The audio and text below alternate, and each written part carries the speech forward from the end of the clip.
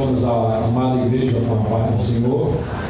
Louvado seja o nome do Senhor. Vamos abrir a palavra de Deus. Amém. Do livro de Tiago, capítulo 5. Deus é maravilhoso. Deus é Versículo 17 e 18. Esse texto nós preferimos utilizá-lo, na verdade, na conclusão dessa reflexão. Nós havíamos feito alguns apontamentos, buscamos da parte de Deus uma palavra acerca da oração e pretendemos chegar nesse texto na conclusão de nossa reflexão. Tiago capítulo 5, versículo 17 e 18 diz assim a palavra do Senhor: Elias era humano como nós. Ele orou fervorosamente para que não chovesse, e não choveu sobre a terra durante 3 anos e meio. Orou outra vez, e os céus enviaram chuva, e a terra produziu os seus frutos. Amém. Senhor nosso Deus, nosso Pai, nós queremos colocar diante de Ti, Senhor, nossas vidas, que possamos ser instrumentos Teus, Senhor, para falarmos um pouco acerca da oração, aquilo que a Tua palavra nos orienta acerca desse momento tão importante para a vida do cristão, Senhor. Em nome de Jesus. Amém. Amados, nós estamos no departamento de missões realizando uma campanha de oração que tem como objetivo a implantação do seu momento devocional com Deus. E nós temos tido muitas alegrias, muitos testemunhos nessa campanha de oração. Nós temos visto pessoas que não tinham a prática e o hábito de orar a sós com Deus em seu quarto, em seu aposento, vinham à igreja, evangelizavam, estavam firmes diante de Deus, mas não tinham o hábito, não tinham a prática. E essas pessoas contam o testemunho que estão orando cada vez mais, 10 horas na semana, 8 horas na semana. E nós fizemos uma meta coletiva de oração. Nosso alvo foi 24 horas de oração por dia. Cada irmão que participa da campanha escolhe o seu horário de oração e a sua meta individual de oração. E alguns conseguem bater a meta, outros ultrapassam. Na primeira semana dessa campanha nós fizemos 8 horas de oração por dia. E aí fomos aumentando, até que nessa semana, a 7ª semana, que foi fechada no domingo passado, nós totalizamos 22 horas e 30 minutos de oração por dia, com 34 pessoas que estão participando, que participaram nessa semana passada. Por semana, não? 22 horas e 30 minutos por dia de oração.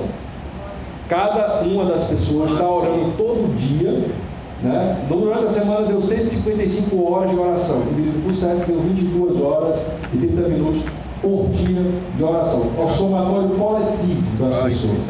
É o somatório coletivo. Alguns oram 2 horas na semana, outros estão orando 10 horas, 15 horas. Quando soma de todas as pessoas, a gente tem a meta coletiva de bater 24 horas de oração por dia. E nessa campanha, eu vou entrar na reflexão, mas só uma palavra breve introdutória. Nós temos esse livro recomendado para os irmãos estarem lendo, O Poder através da Oração, de E.M. Bundes. É um livro fantástico. Bundes é um pastor que viveu de 1835 a 1913 e é um livro que nos dá sede de oração. A gente fica num dilema ao ler esse livro. A gente fica tentado a continuar a leitura para chegar até o final, fica tentado de fechar e dobrar o joelho para orar. E nós queremos recomendar aos irmãos para estarem fazendo essa leitura, vai trazer muita instrução para a sua vida devocional. Amém? Irmãos, acerca da oração, o Espírito Santo de Deus coloca no meu coração 4 passos que nós devemos nos preocupar, 4 etapas que nós devemos nos preocupar no nosso momento devocional com Deus, quando nós tiramos ali um momento para estar sós com Deus. O primeiro deles eu quero ler Lamentações capítulo 3, versículo 39, 40. O primeiro deles quer dizer pastorear o seu coração, examinar o seu próprio coração. Vamos ler o que está escrito no texto bíblico de Lamentações, capítulo 3,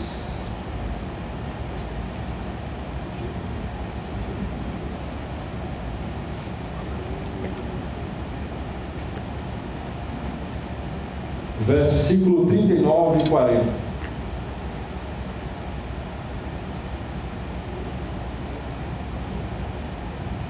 Como pode um homem reclamar quando é punido por seus pecados?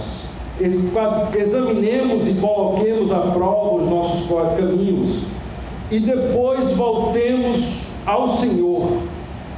Levantemos o coração e as mãos para Deus, para que está nos céus, e digamos: pecamos e nos rebelamos e tu não nos perdoaste. E aí o profeta continua na sua linha argumentativa. Eu quero destacar o fato, a expressão do versículo 40: esquadriemos e coloquemos à prova os nossos caminhos. O primeiro e maior que eu considero benefício da oração é você conseguir pastorear o seu próprio coração. É o momento em que você vai devotar a Deus o seu coração. Você vai pastorear e cuidar, arrebanhar o seu próprio coração. Você vai direcionar o seu coração ao Senhor. Você vai examinar-se. E a palavra de Deus nos mostra lá também que lá no livro de Zacarias, uma profecia lá, que está escrito lá em Zacarias capítulo 12, versículo 10, que um espírito de quebrantamento, um espírito de súplica vai vir sobre o povo para se arrepender e buscar ao Senhor. Então nós devemos buscar no momento da nossa oração esse momento de quebrantamento, de súplica pelas nossas vidas, um momento em que nós vamos esquadrinhar os nossos caminhos, cuidar dos nossos próprios corações. Neste livro, eu peço licença ao pastor, nesse livro eu quero fazer só uma menção de uma citação no capítulo da página 15.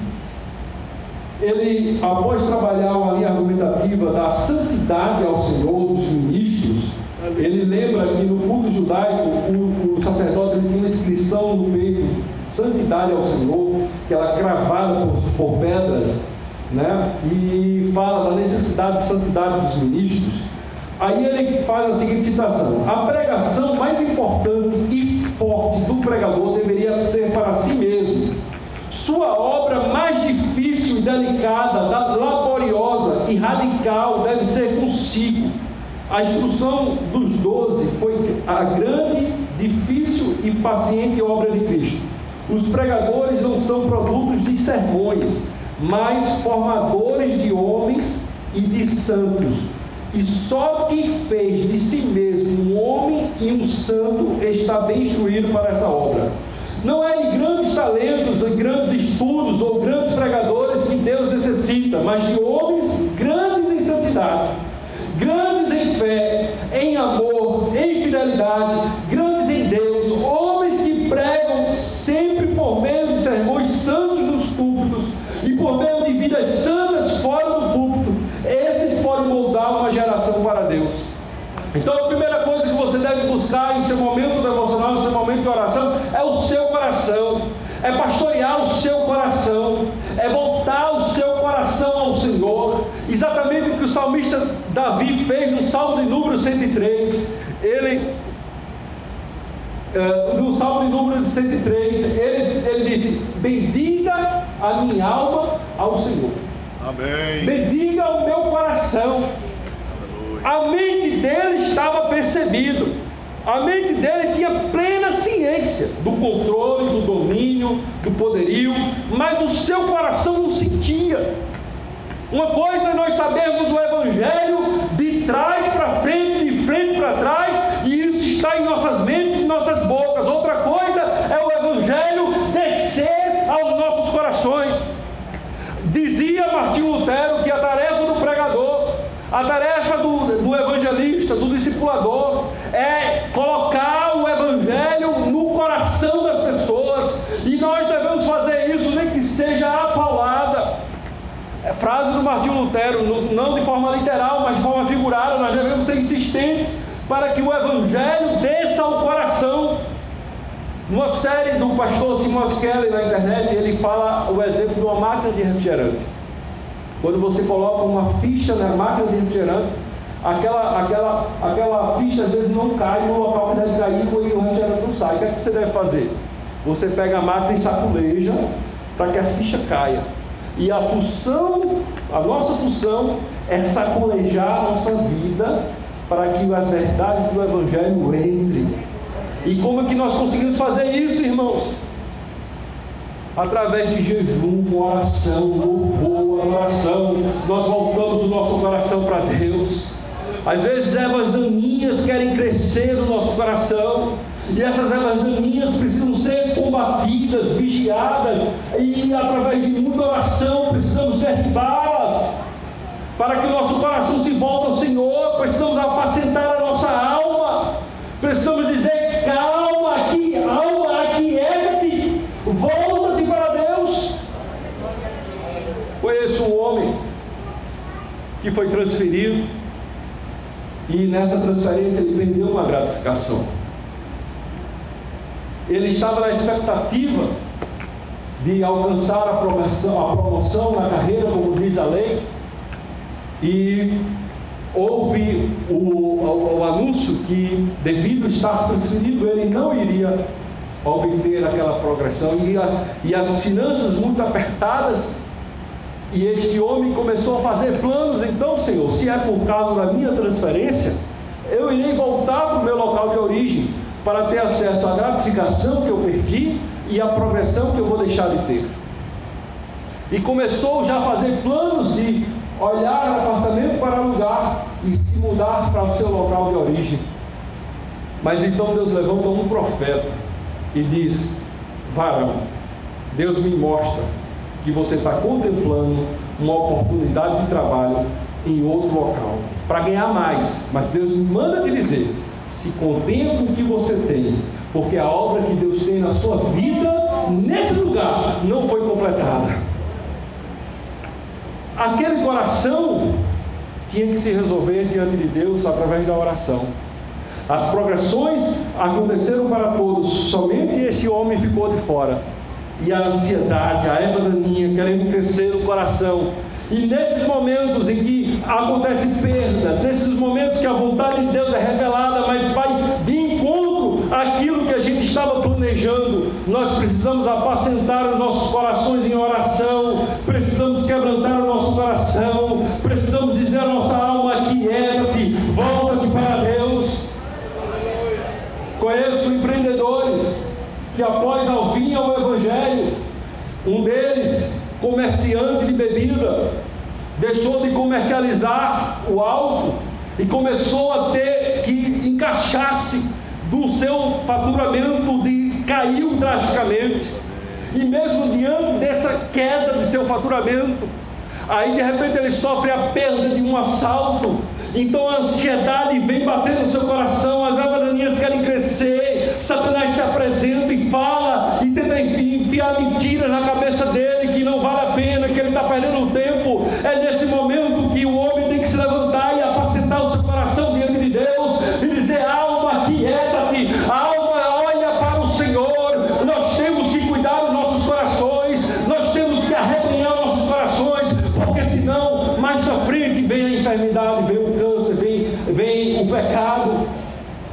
Então nós devemos buscar em nossas orações esquadrinharmos, apacentarmos os nossos corações para Deus, para que a verdade do Evangelho não fique apenas em nossas mentes, não fique apenas em nossas bocas, mas que ela desça ao coração e no coração possa conduzir, o nosso coração possa conduzir as nossas vidas.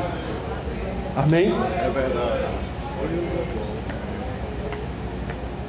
Segundo coisa que eu devo buscar em nossas orações.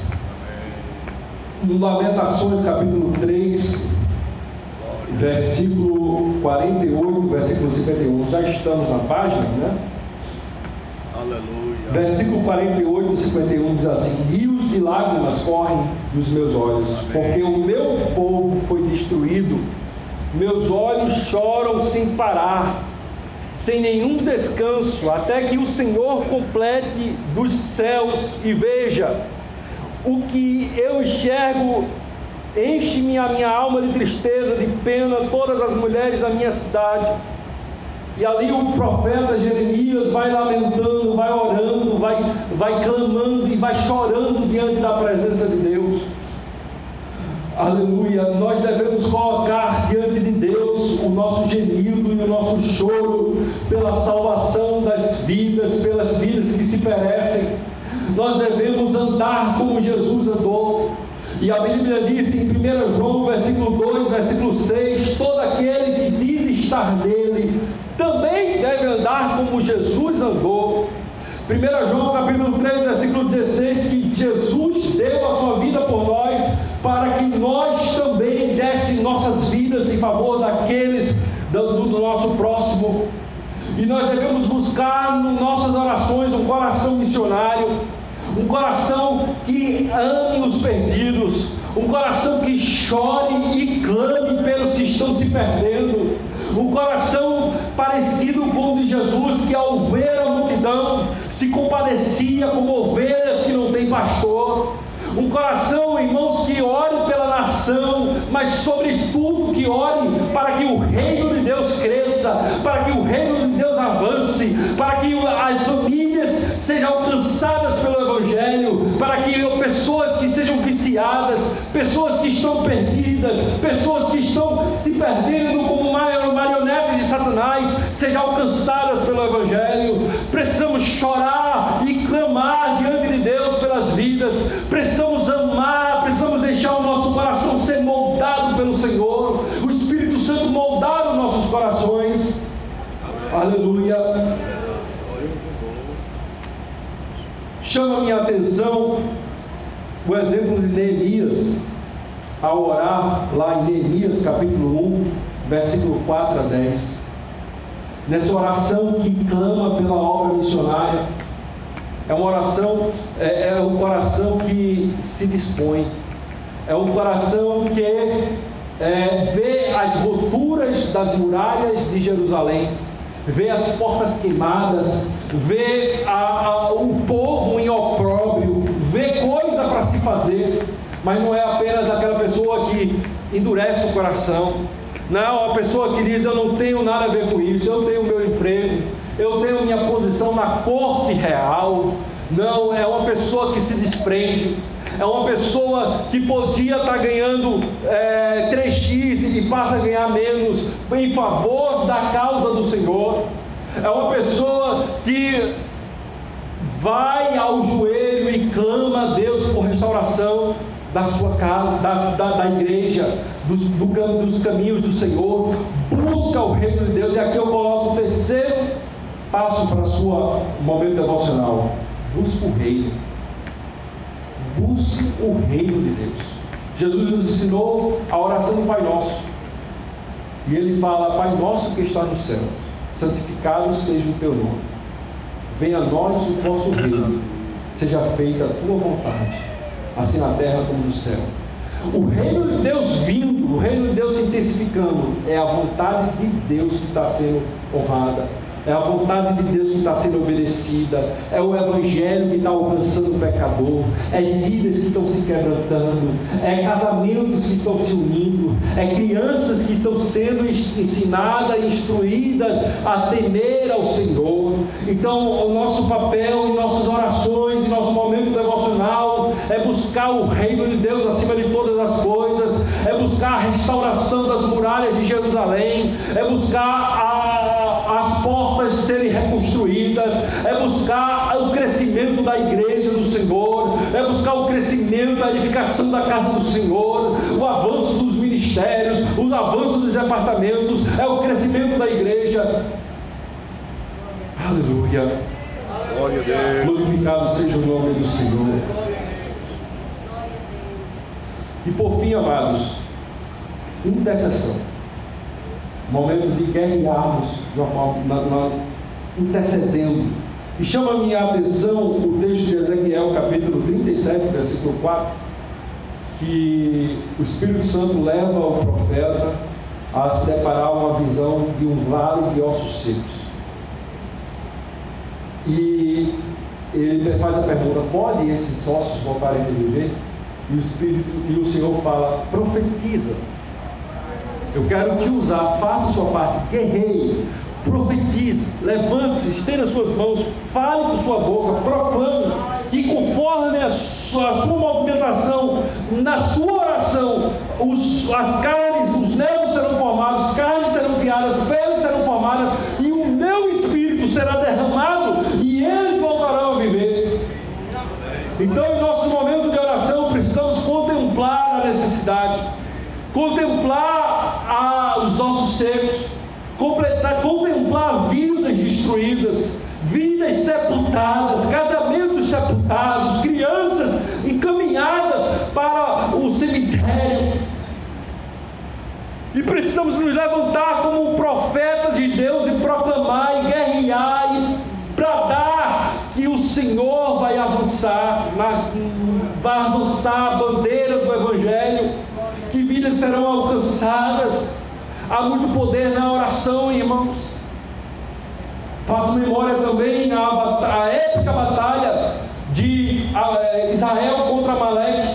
Israel estava na sua comitiva para conquistar a terra, mas não foi Israel que atacou Amaleque, foi Amaleque que contra-atacou, que veio ao encontro de Israel. E assim a Bíblia diz que o império das trevas resiste com o avançar do reino de Deus. O império das trevas vem ao nosso encontro, vem uma batalha que muitas vezes ela é disputada palmo a palmo, terreno a terreno, trincheira a trincheira. E aí Amaleque veio ao encontro de Israel. Moisés deu a instrução a Josué: leva um pouco para a batalha, eu subirei ao monte, irei levantar a vara do Senhor e estenderei as mãos para vocês. E a Bíblia diz que conforme Moisés estendia a mão, o povo prevalecia. Mas o cansaço, Moisés era um homem de idade, o cansaço batia e ele não aguentava e ele tendia a arriar os braços.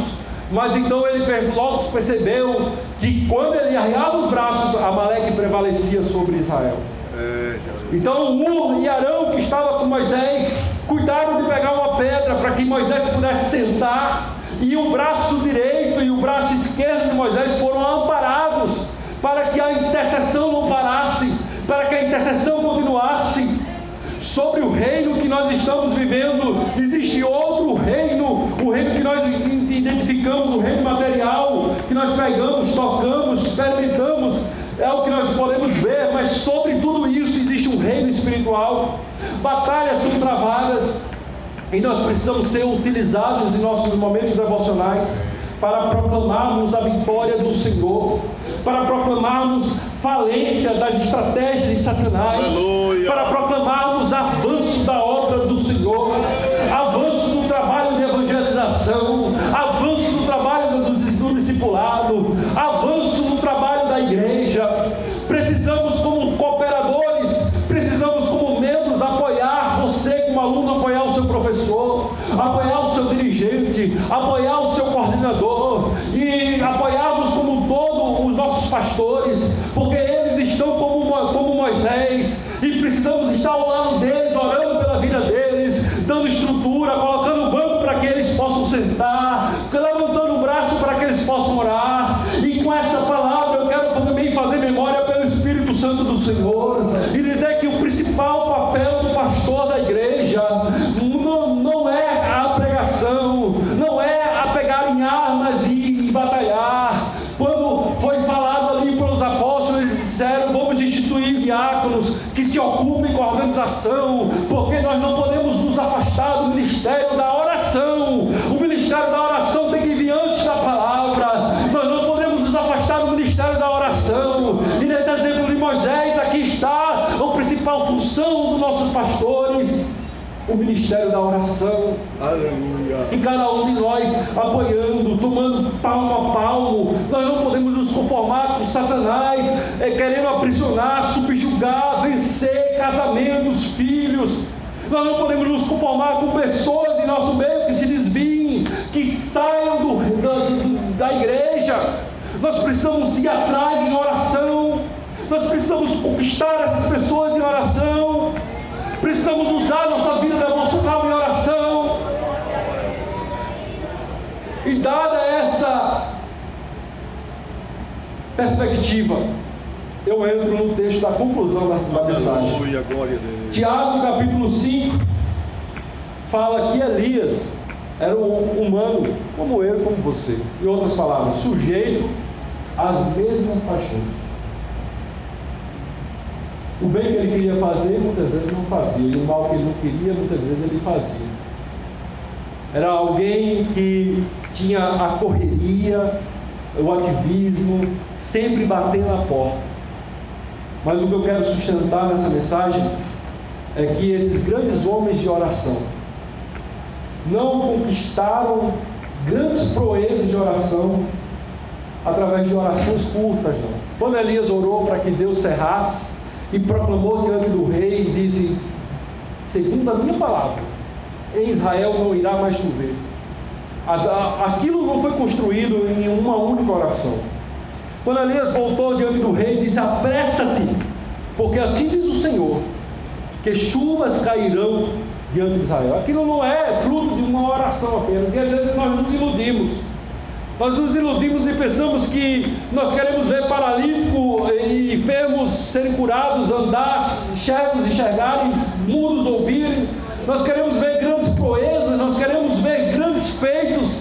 Mas tudo isso, irmão, só tem sentido diante do Deus que tudo vê, quando está sustentado diante de uma vida devocional de oração, diante de horas e horas de oração.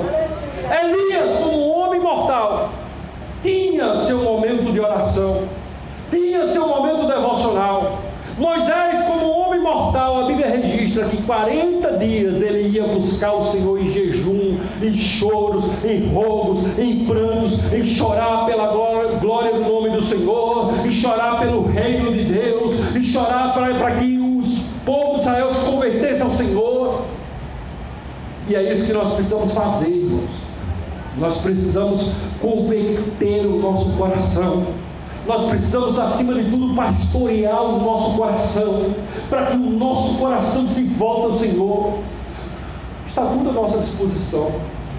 Dei aula na Escola Bíblica Dominical há 15 dias atrás, há uma semana atrás, 15 dias eu acredito, e contei a história de dois baianos. Estavam na rede e viu ali a nota de R$100 levada pelo vento, e um deles falou: ô bichinho, tu tá vendo aquela nota ali? Eu estou, rapaz. E você? Que bom que seria que esse vento batesse essa nota para cá. Aí a gente poderia estender a mão e pegar, né? Rapaz, que bom. A gente está aqui na nossa rede, né? Seria bom. Não tiveram a disposição de levantar da rede e pegar a nota. Mas nós estamos diante da mesma indolência. Nós estamos diante da mesma letargia. Porque Deus quer fazer grandes proezas e grandes feitos em nossos meios, mas Ele precisa encontrar corações quebrantados e convertidos, corações que o busquem em espírito e verdades, muito mais do que a formalidade religiosa. Nós precisamos nos converter de dentro para fora. Nós precisamos chorar e suplicar a Deus pelo avivamento em nossos corações, buscar a face do Senhor, buscar o reino de Deus e grandes coisas. Assim como Elias, que era um homem mortal, foi capaz de fazer proezas, grandes coisas vão acontecer a partir de homens e mulheres que estejam numa vida profunda de oração. É outra coisa, irmãos, quando você passa horas e horas de oração e você fala uma frase diante de Deus, todo aquele respaldo, como o nosso pastor falou, lembra-te, né? A memória de Deus, todo aquele respaldo vem à tona na mente de Deus. Então, que possamos fundamentar nossas vidas nessas verdades, buscar o reino, apacentar nosso coração, buscar um coração missionário, e interceder pelo avanço da obra do Senhor. Que Deus abençoe a todos. Em nome de Jesus. Graças a Deus, Jesus.